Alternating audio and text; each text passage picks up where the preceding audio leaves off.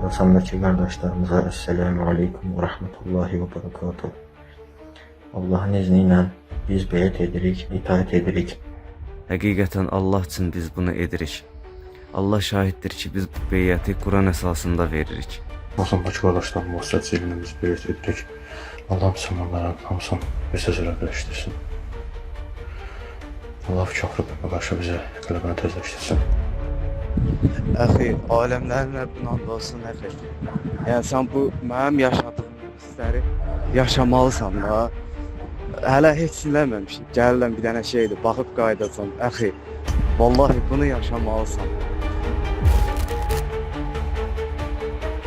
Adı çəkilən şəxslər IŞİD terror təşkilatının Vilayəti Xorasan silahlı qruplaşmasının üzvləri ilə cinayət əlaqəsinə girərək, qabaqcadan əlbir olan bir qrup şəxs halında xarici dövlətin Azərbaycan Respublikasındakı səfirliyinə terror hücumu etmək üçün silah qismində istifadə edilən predmetlər əldə edib, səfirliyin yerləşdiyi əraziyə yaxınlaşarkən Dövlət Təhlükəsizliyi Xidmətinin əməkdaşları tərəfindən saxlanılmışlar.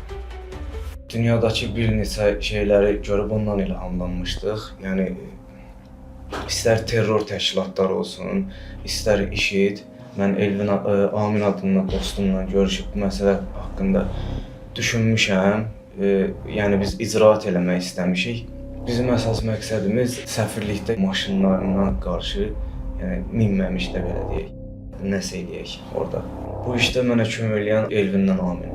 2025-ci ilin sentyabr aylarında mən də bir maraq yaratmağa başladım. Bununla bağlı yəni öz bir simpatiya yarandı bu işə qarşı məndə. Mən nəsə şeyin izinə düşdüm. Bu dini radikal qrupların izinə düşdüm ki, mən bunları araşdırırım.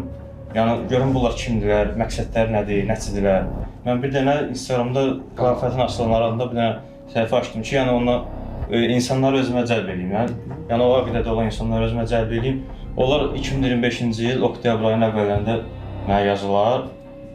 Mənə yazılar ki, yəni belə sən də görürəm bizim əqidədənsən, sənlə tanış olmaq istəyirik. Mən də onu qəbul elədim. Elvin gəldi, Gəncədən bura gələndə bilmədi ki, bunun üçün gəlmişəm. Statistika komitəsinin yanında. Orada gözləyirdik, Dövlət Təşkilatı Xidmət əməkdaşları bizi saxladı.